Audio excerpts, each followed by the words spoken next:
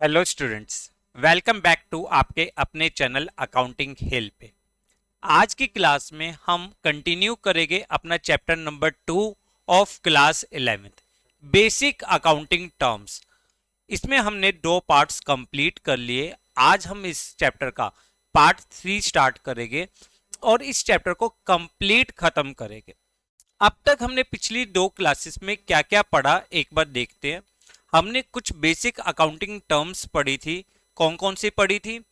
Entity, business transaction, accounts, capital, drawings, liabilities, assets, expenditure, receipts, expense, outstanding expense, prepaid expense, income, accrued income, advance income, profit, gain और losses.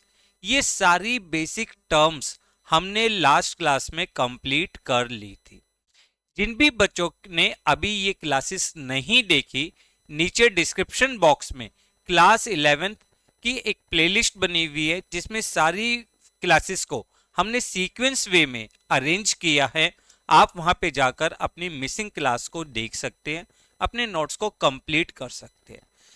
बाकी बच्चे मेरे साथ start करेंगे। आज इसकी बहुत इंपॉर्टेंट टर्म्स करने वाले हैं, बहुत इंटरेस्टिंग क्लास होने वाली है। तो आप वीडियो को लास्ट तक देखिएगा, बिना स्किप करे देखिएगा और अपने नोट्स को साथ साथ अपने नोटबुक में नोट डाउन करते हुए चलिए। चलिए स्टार्ट करते हैं। आज first term, goods. What is meant by the goods? Goods होती क्या है? गुड्स का मतलब होता है those physical items which a business purchase for resale purpose or manufacturing the finished goods। देखिए ध्यान से समझिए, मैंने गुड्स को क्या बताया है? Goods are the physical items. Goods क्या है आपके लिए? फिजिकल आइटम्स, यानी these are the tangible items which are purchased for either for resale purpose और मैन्युफैक्चरिंग द फिनिश गुड्स। या तो हम उसको दोबारा बेचने के लिए खरीदते हैं या हम जो फिनिश गुड्स बनाते हैं उसमें as a raw material use किया जाता है, उसे हम गुड्स कहते हैं। बेटा ध्यान से गुड्स की डेफिनेशन समझना। देखो दो चीजें होती है, एक होता है गुड्स और एक होता है आपके पास फिक्स्ड असेट्स। दोनों में क्या डिफरेंस है? गुड्स का मतलब है those items which we purchased for resale purpose. जो हम रीसेल पर्पस के लिए खरीदते हैं उसे हम गुड्स कहते हैं। और फिक्स्ड एसेट्स क्या होता है? The items which we purchased not for resale purpose but kept in business as an investment. एक ही आइटम्स किसी बिजनेस के लिए गुड्स होता है और किसी बिजनेस के लिए असेट्स होता है। These depend on the usage of the item, या आपने किस पर्पस के लिए खरीदा है। देखो ध्यान से समझिए इस बात को, क्योंकि ये बहुत इंपॉर्टेंट टॉपिक है आपके लिए। मैंने कहा सेम आइटम किसी बिजनेस के लिए गुड्स होती है और किसी बिजनेस के लिए वो फिक्स्ड एसेट्स होती है। ये डिपेंड करती है कि आपने वो आइटम किस पर्पस के लिए खरीदा है। फॉर एग्जाम्पल, आप अपने ऑफिस में, आप अपने बिजनेस में कुछ चेयर और टेबल परचेज करके लाए। क्यों लाए? क्योंकि आपको वो बिजनेस में इन्वेस्टमेंट के तौर पे बिजनेस के ऑपरेशन को चलाने के लिए चाहिए, तो वो आपके लिए क्या हो जाएगा? Fixed assets. बट जिस फर्नीचर डीलर से आपने ये चेयर और फर्नीचर, ये चेयर और टेबल परचेज करी है, उसने ये आइटम किस पर्पस के लिए खरीदा था? उसने ये आइटम रीसेल पर्पस के लिए खरीदा था, तो ये आइटम उसके लिए क्या हो जाएगी? गुड्स हो जाएगी। गुड्स का मतलब क्या हुआ? गुड्स का मतलब जिसमें बिजनेस डील करता है। ठीक है ना? समझ में आ रहा है? मैंने क्या बताया आपको कि गुड्स का मतलब है दोज फिजिकल आइटम्स, वो फिजिकल आइटम्स जिसको हम या तो रीसेल पर्पस के लिए खरीदते हैं या मैन्युफैक्चरिंग द फिनिश गुड्स को बनाने के लिए खरीदते हैं, उसे हम गुड्स कहते हैं। क्लियर? और एक ही आइटम किसी बिजनेस के लिए गुड्स होता है और किसी बिजनेस के लिए असेट्स होता है। ये डिपेंड करता है उस कि आपने वो आइटम किस पर्पस के लिए खरीदा। अगर आपने रीसेल पर्पस के लिए खरीदा है तो वो गुड्स हो गई, अगर वो आइटम आपने बिजनेस में एज एन असेट्स खरीदा है तो वो आपके लिए फिक्स असेट्स हो जाएगा। Clear, confirm. चलिए अब पढ़ते हैं नेक्स्ट टर्म। नेक्स्ट टर्म है परचेजेस। देखो परचेजेस का मतलब आमतौर पे हम क्या मानते हैं, हम मानते हैं परचेजेस का मतलब खरीदना, पर बिजनेस में अकाउंट्स में यहां पे एक कंडीशन आ जाती है। परचेज का मतलब होता है purchase of goods only.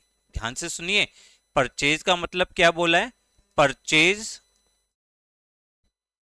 Of goods only. अगर आपने वो आइटम खरीदा जो रीसेल पर्पस के लिए खरीद रहे हो तो उसको आप परचेज में डालोगे, बट अगर आपने कोई फिक्स असेट्स खरीदा तो उसको परचेज में काउंट नहीं किया जाता। देखो फिर बता रहा हूं आपको, ये रिकॉर्डिंग, ये जो वर्डिंग्स है, जो बेसिक टर्म्स है, बहुत अच्छी तरीके से समझनी है, क्योंकि जब आप ये बहुत अच्छी तरीके से समझोगे तभी तो आप क्वेश्चंस को सॉल्व कर पाओगे, तभी तो आप रिकॉर्डिंग कर पाओगे। ठीक कह रहा हूं ना मैं? तो ध्यान से समझिए, परचेज का मतलब क्या हुआ कि the terms purchased is used only for purchase of goods in which business deal. हमने वो गुड्स खरीदी जिसमें बिजनेस डील करता है तो उसे हम परचेजेस कहते हैं। Purchase is never used for purchase of assets. अगर हमने कोई फिक्स असेट्स खरीदा तो वो परचेज में काउंट नहीं होगा। आपको पहले देखना है कि आप कौन सा आइटम खरीद रहे हो। अगर आपने रीसेल पर्पस या मैन्युफैक्चरिंग द फिनिश गुड्स, इसके पर्पस पे आपने कोई आइटम खरीदा तो that is included in purchase account. अगर आपने कोई फिक्स असेट्स खरीदा तो उसको हम परचेज नहीं कहते। क्लियर है, कंफर्म। अब देखो, purchases are of two type, दो तरह की परचेज होती है, एक होती है आपकी कैश परचेज और एक होती है आपकी क्रेडिट परचेज। कैश परचेज क्या है, जहां पे कैश सेटलमेंट इमीडिएटली हो जाए। आपने गुड्स खरीदी, आपने गुड्स खरीदी और पेमेंट हाथ की हाथ कर दी, तो this is known as the cash purchase. Cash purchase समझ में आया? The purchases against which cash payment is made immediately is known as the cash purchase, और if we make the payment after some time, कुछ time के बाद अगर हम payment करते हैं तो उसे हम कहते हैं क्रेडिट परचेज। क्लियर? ये दोनों वर्ड्स आपको बहुत ध्यान से समझने हैं। क्लियर? तो हमने क्या समझा, पहला पढ़ा गुड्स, फिर दूसरा पढ़ा परचेजेस। नेक्स्ट वर्ड आता है परचेज रिटर्न। अब देखो, परचेज रिटर्न यानी जो आपने गुड्स खरीदी, अगर आप वो अपने सप्लायर को किसी भी रीजन से वापस करते हो, मान लो डिफेक्टिव गुड्स थी या स्पेसिफिकेशन के अकॉर्डिंग नहीं थी या प्राइस बहुत ज्यादा थे, किसी भी रीजन से अगर आपने अपनी खरीदी हुई गुड्स वापस करी अपने सप्लायर को तो that is known as the purchase return. और परचेज रिटर्न को हम दूसरा नाम जानते हैं, that is return outward. Return outward. Return outward का मतलब क्या है कि गुड्स जब आप वापस कर रहे हो तो वो बिजनेस से बाहर जा रही है, that is known as the purchase return. When purchase goods are return to supplier for any reason, these are known as purchase return और रिटर्न आउटवर्ड। क्लियर है ये टर्म्स? देखो आज की टर्म्स है ना, बहुत ज्यादा कॉम्प्लिकेटेड नहीं है, आज की टर्म्स बहुत सिंपल है। पिछली दो क्लासेस में थोड़ी टर्म्स हैवी आई थी, जैसे लाइबिलिटीज, असेट्स, असेट्स की बहुत सारी टाइप्स आई थी, या आपने एक्सपेंडिचर्स पढ़ा जहाँ पे कैपिटल रिसिप्ट्स, रिवेन्यू रिसिप्ट्स, बहुत सारे डिफरेंट वो थे टाइप्स। बट आज की टर्म्स सारी सिंपल सिंपल टर्म्स है, बहुत सिंपल है, ध्यान से बस पढ़ते जाइए, अपने नोट्स बनाते हुए चलिए। ठीक है ना? क्लियर? Next item sales. अब सेल्स का मतलब भी यही होता है, sales of goods only in which business deals, जिसमें बिजनेस डील करता है। अगर हमने वो आइटम बेची तो that is known as the sales, यानी sales of assets is not included in the sales. अगर आपने असेट्स को बेचा है तो वो सेल्स में काउंट नहीं होगा। क्या पढ़ा हमने, दोबारा पढ़ते हैं। The term sales is used only for the sale of goods in which business deal, यानी जिसमें बिजनेस डील करता है। अगर बिजनेस मान लो आपका ये मार्कर सोल्ड आउट करने का है, तो जब मार्कर बेचते हो तो उसे हम सेल्स अकाउंट में रिकॉर्ड करेंगे। बट अगर आपने कोई फिक्स्ड असेट्स बेचा तो उसको हम सेल्स में काउंट नहीं करते। ठीक है ना, क्लियर। और यहां पे भी सेल्स दो तरह की है, कैश सेल और क्रेडिट सेल। कैश सेल क्या है, गुड्स बेची और पेमेंट हाथ के हाथ रिसीव्ड कर ली तो उसे हम कहते हैं कैश सेल। और गुड्स बेची बट पेमेंट कुछ टाइम के बाद मिली तो उसे हम कहते हैं क्रेडिट सेल। क्लियर, कंफर्म, आसान सा पॉइंट था। ऐसे ही आपका नेक्स्ट पॉइंट आता है सेल्स रिटर्न। सेल्स रिटर्न क्या है कि जब हमने गुड्स बेची और हमारे कस्टमर ने अगर हमें वो गुड्स रिटर्न कर दी किसी भी रीजन से, ठीक है, उसके पास भी बहुत सारे रीजंस हो सकते हैं, गुड्स डिफेक्टिव है, स्पेसिफिकेशन के अकॉर्डिंग नहीं थी, उसको पसंद नहीं आई, किसी भी रीजन से अगर हमारे कस्टमर ने हमारी गुड्स को रिटर्न किया है तो that is known as the sales return, और इसे हम कहते हैं रिटर्न इनवर्ड। रिटर्न इनवर्ड का मतलब क्या है, गुड्स रिटर्न होकर बिजनेस के अंदर आ रही है। ठीक है, तो इसे हम कहेंगे रिटर्न इनवर्ड। क्लियर। अब आपने कौन कौन से टर्म्स पढ़ी है आज, जो बहुत इंपॉर्टेंट टर्म्स पढ़ी है। पहली टर्म पढ़ी है गुड्स, दूसरी टर्म पढ़ी है परचेज, और तीसरी टर्म पढ़ी है सेल्स। ठीक है, और इसके अलावा परचेज रिटर्न और सेल रिटर्न तो आपने पढ़ी ही है। क्लियर है ना ये सब, कोई प्रॉब्लम। चलिए आगे पढ़ते हैं टर्म्स। अब एक वर्ड आता है ट्रेड रिसीवेबल। देखो वर्ड क्या है, रिसीवेबल। रिसीवेबल का मतलब क्या हुआ, जो अमाउंट हमें अभी मिलना है। तो इसकी डेफिनेशन क्या हो जाएगी, amount receivable from sale of goods, from sale of goods और रेंडरिंग सर्विसेज। अगर आप गुड्स को बेचते हो और उससे जो अमाउंट आपको रिसीवेबल होने वाला है, ये कब होता है, जब क्रेडिट सेल करते हैं। जब हम क्रेडिट सेल करते हैं तो अमाउंट हमें कुछ टाइम के बाद मिलना होता है, और जो अमाउंट हमें मिलना होता है that is included in the trade receivables. उसको हम क्या कहते हैं, trade receivables. Amount receivable for sale of goods और services rendered in ordinary course of business. और ट्रेड रिसीवेबल्स दो चीजों का टोटल होता है, डेटर्स प्लस बिल्स रिसीवेबल। ध्यान रखिएगा, trade receivables is the current assets, it is current assets for business. क्यों, करंट असेट्स की क्या डेफिनेशन थी, मुझे कमेंट करिए प्लीज। करंट असेट्स की क्या डेफिनेशन थी, करंट असेट्स की डेफिनेशन थी which can be converted into cash with in 1 year. तो ट्रेड रिसीवेबल्स भी जो है आपके कैश में कन्वर्ट हो जाते हैं 2, 3, 4, 5 महीनों में, तो इसलिए इसको हम करंट असेट्स कहते हैं। और ट्रेड रिसीवेबल्स दो चीजों का टोटल होता है, एक होता है डेटर्स, एक होता है बिल्स रिसीवेबल। अब डेटर्स कौन होते हैं, डेटर्स कौन होते हैं, debtor is the person to whom business sold goods on credit. जिसको बिजनेस गुड्स जो है क्रेडिट पे बेचता है उस पर्सन को हम डेटर्स कहते हैं। दोबारा ध्यान से सुनिए, the person to whom business sold goods on credit, जिसको बिजनेस क्रेडिट पे सामान बेचता है उसको हम डेटर्स कहते हैं। क्लियर है, कंफर्म। और जो भी अमाउंट इससे हमें लेना होता है उसे हम डेब्ट्स कहते हैं। जो भी अमाउंट हमें अपने डेटर से लेना होता है that is known as the debts. Clear. अब नेक्स्ट वर्ड आता है बिल्स रिसीवेबल। देखो ध्यान से समझना इस वर्ड को, पहले तो इसके लिए एक अलग से ही सेपरेट चैप्टर था, बट इस साल रैशनलाइज करके इस चैप्टर को डिलीट कर दिया गया है कोर्स में से।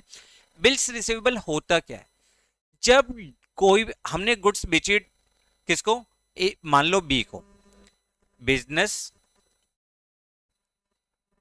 Sold goods to B,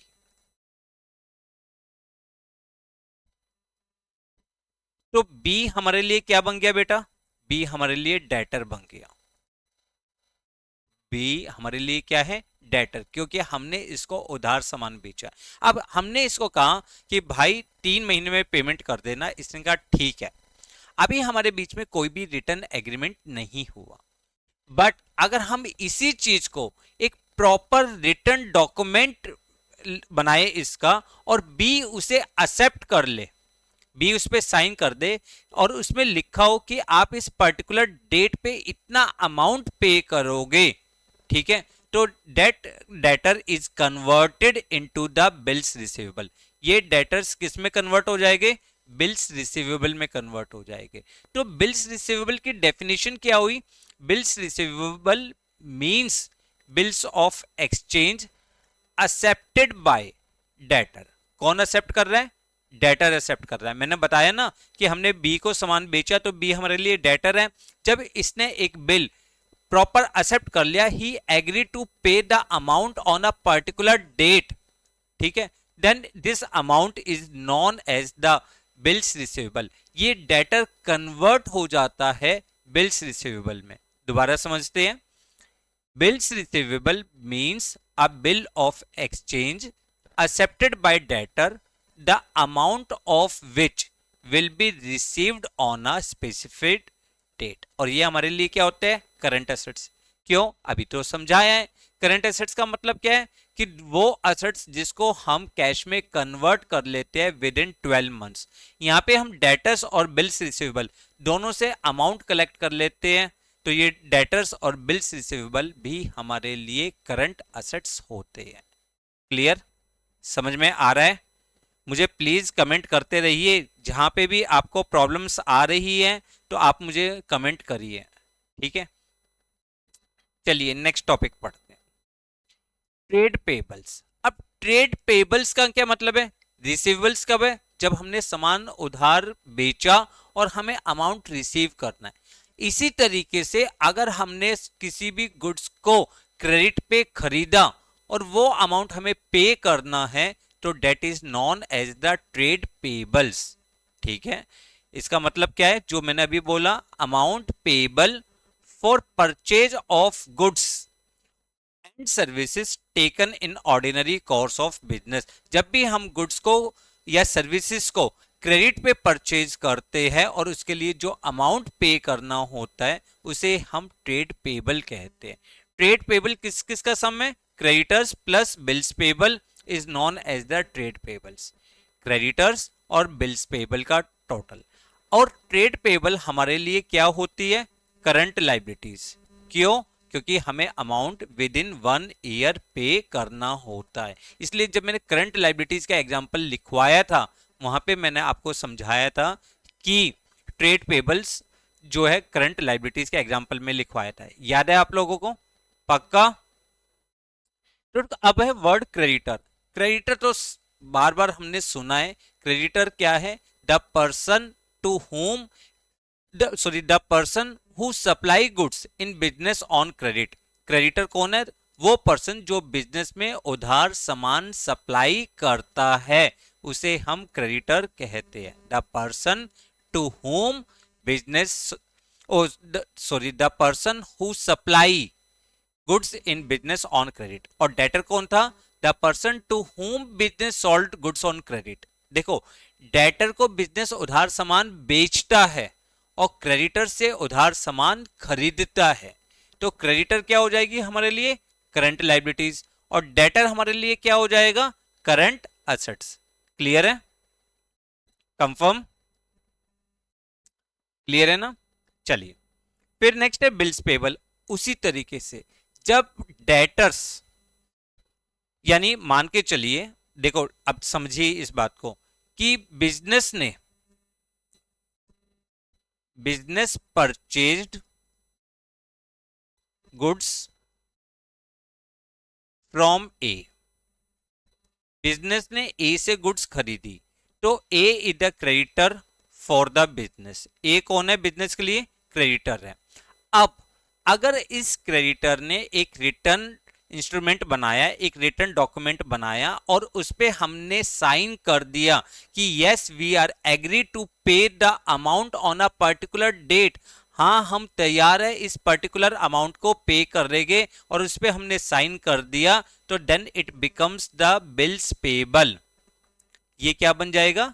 bills payable. हमारी ये वाली लाइबिलिटी खत्म हो जाएगी और दूसरी लाइबिलिटी इंक्रीज हो जाएगी, उसे हम कहते हैं bills payable. Bills payable means bills of exchange accepted by the person और एंटरप्राइजेस। या तो हम उसे एक्सेप्ट कर ले या बिजनेस, एक ही बात है। The amount of which will be payable on a specified date, इस पर्टिकुलर डेट पे हम उसको अमाउंट पे करेंगे। देखो ध्यान से समझो इस बात का, ट्रेड पेबल्स का मतलब मैंने आपको क्या बताया कि जब भी हम उधार सामान खरीदते हैं और उसके लिए जो अमाउंट हमें पे करना होता है उसे हम ट्रेड पेबल्स कहते हैं। ठीक है, इसमें दो चीजें आती हैं, कौन कौन सी? क्रेडिटर और दूसरा बिल्स पेबल। क्रेडिटर कौन है? वो पर्सन जो बिजनेस में उधार सामान सप्लाई करता है। ठीक है, अब उसने उधार सामान सप्लाई करा, बट जब हमने उसे एक रिटर्न डॉक्यूमेंट पे साइन करवा लिए कि वो तैयार है एक पर्टिकुलर डेट पे अमाउंट पे करने के लिए, तो वो क्रेडिटर कन्वर्ट हो जाता है। किस में कन्वर्ट हो जाता है? बिल्स पेबल में कन्वर्ट हो जाता है। और बिल्स पेबल हमारे लिए क्या है? Current liabilities. ठीक है, क्लियर, कंफर्म? आई होप आपको क्लियर हो रहा होगा। हो रहा है क्लियर? चलिए नेक्स्ट आता है स्टॉक। स्टॉक या इन्वेंट्री। स्टॉक और इन्वेंट्री का मतलब क्या होता है? Value of unsold goods. Value of unsold goods, जो आपकी गुड्स अभी तक नहीं बिकी उसके अमाउंट को हम स्टॉक कहते हैं। स्टॉक कह लीजिए या इन्वेंट्री कह लीजिए, एक ही बात है। देखो स्टॉक जो है आपके पास तीन तरीके का होता है। पहला होता है stock of raw material. Stock of raw material, जो आपने सामान खरीदा और उसको फिनिश गुड्स में यूज करना है, उस चीज का जो रॉ मटेरियल होता है उसका स्टॉक। दूसरा होता है stock of working progress. Stock of working progress. Working progress क्या है? सेमी फिनिश गुड्स, यानी जो प्रोडक्शन प्रोसेस में तो चली गई पर अभी तक फिनिश गुड्स नहीं बनी, उसे हम स्टॉक कहते हैं। और थर्ड होता है stock of finished goods. Stock of finished goods, जो पूरी तरीके से गुड्स आपकी तैयार हो चुकी है वो। क्लियर? अब स्टॉक दो तरह के हैं, एक ओपनिंग स्टॉक और एक क्लोजिंग स्टॉक। ओपनिंग स्टॉक कौन सा होता है? Which are lying unsold in the beginning of year, जो आपके अकाउंटिंग पीरियड के बिगिनिंग में अनसोल्ड गुड्स की वैल्यू थी, उसे ओपनिंग स्टॉक कहते हैं। और क्लोजिंग स्टॉक किसे कहते हैं? जो साल के लास्ट में बच जाए। ठीक है, जो साल के लास्ट में बच जाए। तो हमने स्टॉक का मीनिंग क्या पढ़ा? Stock include the value of those goods which are lying unsold at the end of accounting period। और हमने पढ़ा ओपनिंग स्टॉक और क्लोजिंग स्टॉक। ओपनिंग स्टॉक क्या पढ़ा? Unsold at the beginning of accounting period. और closing stock क्या पढ़ा? Unsold at the end of accounting period. आज की टर्म्स है ना आसान? बहुत आसान है। चलिए नेक्स्ट टर्म, डेप्रिसिएशन। डेप्रिसिएशन का मतलब क्या है? Falls in value of fixed assets. Fix assets की वैल्यू जब रिड्यूस होती है किसी भी रीजन से, यूसेज की वजह से, या टाइम बीतता जाता है, या ऑब्सोलेंस की वजह से, यानी due to invention of the new technique, नई टेक्निक के आने से पुरानी टेक्निक की वैल्यू कम होती है, किसी भी रीजन से आपके फिक्स एसेट्स की वैल्यू रिड्यूस होना, उसे हम डेप्रिसिएशन कहते हैं। ठीक है, depreciation means falls in value of assets. आपके एसेट्स की वैल्यू रिड्यूस होना ड्यू टू एनी रीजंस। ठीक है, यूसेज ऑफ एसेट्स, आप एसेट्स को यूज करते जाते हो तो उसकी एफिशिएंसी धीरे धीरे क्या होती है? कम होती जाती है। टाइम बीतता जाता है तो भी आपके एसेट्स की वैल्यू कम होती है। आपके नए टेक्निक के आने से पुराने एसेट्स की वैल्यू रिड्यूस हो जाती है, उसे हम कहते हैं depreciation. It is non cash expense, non cash expense for business. Business के लिए खर्चा है पर नॉन कैश, क्योंकि हम इसके लिए कोई कैश पे नहीं कर रहे, बस हम क्या कर रहे हैं, जो हमने फिक्स एसेट्स खरीदा था उसकी कॉस्ट को, जो भी उसकी एस्टिमेटेड यूजफुल लाइफ है, उसमें स्प्रेड कर रहे हैं। It is an allocation of cost of fixed assets in each accounting year during its estimated useful life, that is known as the depreciation. Clear है? कंफर्म? समझ में आया? नेक्स्ट वर्ड, ज्यादा बड़े चैप्टर्स नहीं, आप थोड़ा थोड़ा रह गया, छोटी छोटी टर्म्स है, जल्दी जल्दी खत्म करते हैं। नेक्स्ट है डिस्काउंट। डिस्काउंट किसे कहते हैं? Discount means reduction in price of goods, reduction in price of goods. जब आपकी गुड्स के प्राइस रिड्यूस करे जाते हैं तो उसे हम डिस्काउंट कहते हैं। डिस्काउंट दो तरह के हैं, ये ध्यान से समझो। एक होता है ट्रेड डिस्काउंट और दूसरा होता है आपका कैश डिस्काउंट। एक आपके लिए क्या है? ट्रेड डिस्काउंट, और एक आपके लिए क्या है? Cash discount. ट्रेड डिस्काउंट किसे कहते हैं? क्या होता है बेटा trade discount? Trade discount means the discount which is based on bulk of the quantities, जो क्वांटिटीज के ऊपर डिपेंड करता है। आपने ज्यादा क्वांटिटी खरीदी, आपको डिस्काउंट मिल गया, उसे हम कहते हैं ट्रेड डिस्काउंट। और ट्रेड डिस्काउंट को कभी भी बुक्स में सेपरेट शो नहीं किया जाता। सिर्फ रिड्यूस प्राइस को, जितना प्राइस कम हुआ है, नेट अमाउंट जो आपने पे करना है, उसको हम बुक में शो करेंगे। फॉर एग्जाम्पल, अगर आपने एक गुड्स खरीदी जिसकी लिस्ट प्राइस 20,000 रुपए थी और 10% आपको ट्रेड डिस्काउंट मिल रहा है, तो आपने जो गुड्स खरीदी उसके लिए नेट कितना अमाउंट पे करना है आपको? 18,000 रुपीज। तो आप बुक्स में 18,000 रुपीज लिखोगे। ट्रेड डिस्काउंट की कोई भी बुक में सेपरेट एंट्री नहीं होती।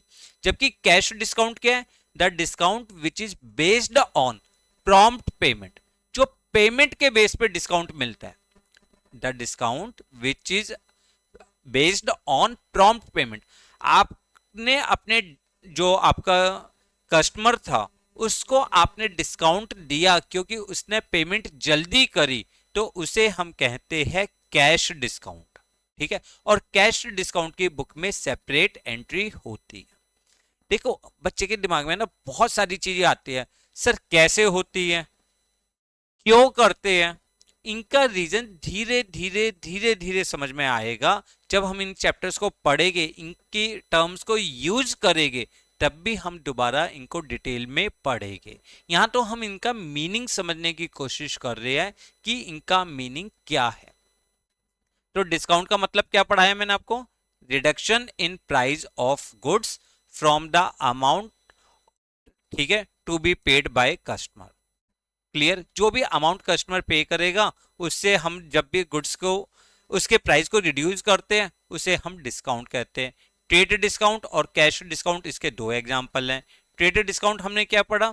The discount which is allowed by seller to its customer on the basis of bulk of quantities. और मैंने आपको बताया it is not recorded in books of accounts, इसको हम बुक्स में रिकॉर्ड नहीं करते, सिर्फ डिडक्टेड प्राइस जो है उसको हम बुक्स में रिकॉर्ड कर देते हैं। क्लियर? दूसरा क्या है? Cash discount. कैश डिस्काउंट का मतलब क्या है? The discount which is allowed to customer for making prompt payment, it is called cash discount. अगर हमने अपने कस्टमर को डिस्काउंट जो दिया है उसकी पेमेंट के बेस पे दिया है तो उसे हम कैश डिस्काउंट कहते हैं और बुक्स में इसको सेपरेट रिकॉर्ड किया जाता है। क्लियर? नेक्स्ट वर्ड आता है वाउचर। वाउचर कुछ नहीं है, मैंने आपको बताया था कि जो अकाउंटिंग ट्रांजेक्शन्स है these are recorded on the basis of source document. इनके पीछे कोई डॉक्यूमेंट्स होना चाहिए जो इनका प्रूफ होता है। तो यहाँ पे ध्यान रखिए वाउचर क्या है? Voucher is an evidence of business transaction.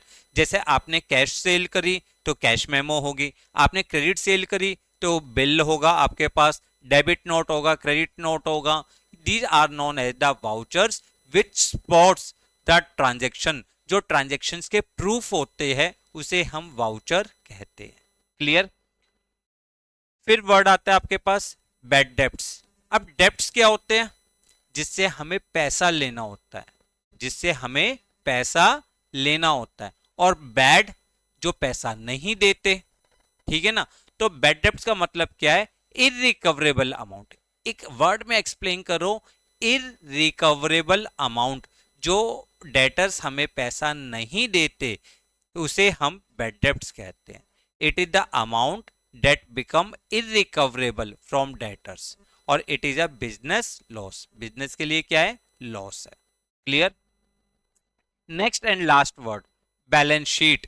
देखो, जब से हमारी क्लास स्टार्ट हुई है, जब से हम बैलेंस शीट का वर्ड यूज करते हैं कि बैलेंस शीट क्या है? It is the statement which depicts the financial position of the business. जो बिजनेस की फाइनेंशियल पोजीशन के बारे में बताते हैं कि बिजनेस के पास कितने असेट्स है, बिजनेस के पास कितनी लाइबिलिटीज है, बिजनेस में ऑनर्स ने कितना अमाउंट कंट्रीब्यूट कर रखा है। इन सब के रिकॉर्ड को हम बैलेंस शीट कहते हैं, जो बिजनेस की फाइनेंशियल पोजीशन के बारे में बताता है।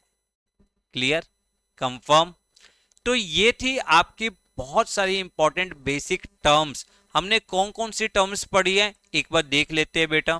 हमने पढ़ा बिजनेस ट्रांजैक्शन क्या होता है, अकाउंट्स किसे कहते हैं, कैपिटल, ड्राइंग्स, लाइबिलिटीज क्या होती है, इसमें कौन कौन सी टाइप्स होती है, असेट्स, एक्सपेंडिचर, रिसीप्ट्स, एक्सपेंसेस। फिर हमने पढ़ा outstanding expense, prepaid expense, income, accrued income, advance income, profit, gain, loss. यहां तक तो हमने पिछली 2 क्लासेस में पढ़ लिया था। आज की क्लास में हमने स्टार्ट किया था goods, purchases, purchase return, sales, sales return, trade receivables, इसके डेटर्स और बिल्स रिसीवेबल, फिर trade payable, creditors, bills payable, stock, depreciation, discount, voucher, bad debts और बैलेंस शीट। कुल मिलाकर हमने 34 टर्म्स पढ़ लिया। 34 टर्म्स बहुत होती है, 34 टर्म्स। ठीक है। अब आपकी ड्यूटी है इन सारे टॉपिक्स को बहुत अच्छी तरीके से पढ़ना, बहुत अच्छी तरीके से। मींस आपको नोट्स भी बनाने हैं, इनके एग्जाम्पल्स भी लर्न करने हैं, इनकी डेफिनेशंस भी लर्न करनी है, इनके एमसीक्यू भी करने हैं। एमसीक्यू हालांकि हम खुद भी आपको बहुत सारे करवाएंगे। आप हमारे चैनल के साथ जुड़े रहिए, बेल आइकन को प्रेस करिए ताकि आपको आने वाले सारे नोटिफिकेशन मिलते रहे, और हम आपके हर तरीके से हेल्प करेंगे। आपको वीडियो पसंद आए तो इसको लाइक और शेयर करना ना भूलें। Thanks a lot for watching the video.